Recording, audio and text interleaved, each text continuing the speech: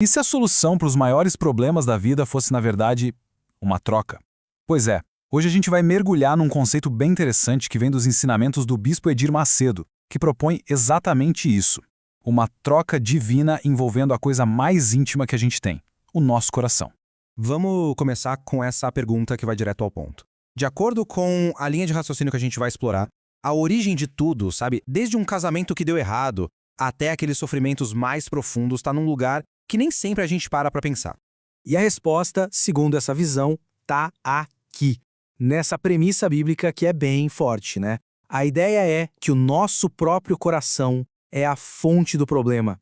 Ele não seria um guia confiável, mas, na verdade, o maior enganador das nossas vidas. Então, o nosso roteiro de hoje vai ser este aqui. A gente começa entendendo por que o coração é visto como enganador. Depois, a gente descobre qual é o pedido divino para resolver isso. Vamos ver a troca proposta, o exemplo máximo no teste de Abraão, o que significa ter o coração perfeito e, no final, como tudo se resume a uma questão de vontade. Ok, vamos lá. Primeiro ponto. A ideia central aqui é que a própria natureza do nosso coração é a raiz dos problemas. É que ele nos guiaria pelos sentimentos, pelas aparências e não pela sabedoria. Entende? Olha só as características que são atribuídas a esse coração antigo. Enganador, perverso, ganancioso. Seria ele que leva a escolhas ruins, como, por exemplo, em casamentos baseados só na emoção do momento? E o pior, ele se apega a tesouros como mágoas e ressentimentos, mantendo a gente preso no passado. Certo? Se o coração é o problema, qual seria a solução? O interessante é que não se trata de uma ordem, mas sim de um convite. É aqui que entra o chamado pedido divino. E o pedido é este, bem simples e direto. A grande sacada aqui é que não é uma exigência. Deus não toma nada à força.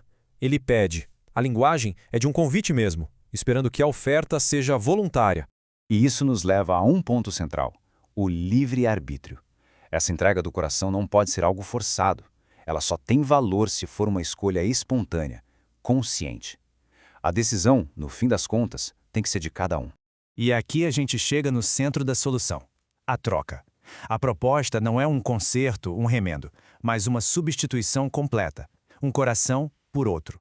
A troca é bem clara.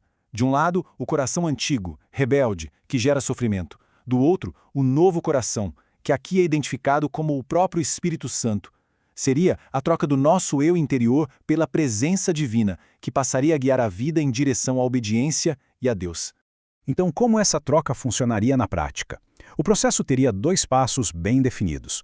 Primeiro, a pessoa oferece, por vontade própria, seu coração antigo no altar com tudo que ele carrega, e, em seguida, recebe de Deus o novo coração, o Espírito Santo. A lógica é simples, não tem espaço para 2 corações. Para essa ideia de entrega total ficar mais concreta, a história de Abraão é usada como o maior exemplo. Não se trata só de um teste de fé, mas de um teste de coração. O ponto-chave aqui é a interpretação do pedido. O teste não era sobre Isaac em si, mas sobre o que estava no coração de Abraão.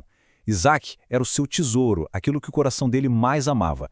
A verdadeira prova era quem ou o que ocupava o primeiro lugar ali dentro. As palavras de Deus depois do teste são muito reveladoras. O foco não está na obediência cega, mas na ação. Não me negaste o teu filho. A ênfase é toda na disposição de entregar o que mais se ama, provando que Deus era de fato a prioridade. E aqui está a conclusão dessa análise, que é bem forte. Ao colocar Isaac no altar, Abraão estava, na verdade, colocando seu próprio coração ali. Foi a prova máxima, inquestionável, de uma entrega total. E depois dessa troca, o que acontece? Qual o resultado? O que significa ter um coração perfeito nesse contexto? A resposta pode até surpreender um pouco. É muito importante quebrar uma ideia que às vezes a gente tem. Um coração perfeito não é um coração que nunca peca. Não, não é isso. Pelo contrário, é um coração que tem a intenção voltada para a vontade de Deus, mesmo com falhas. É só pensar em Davi.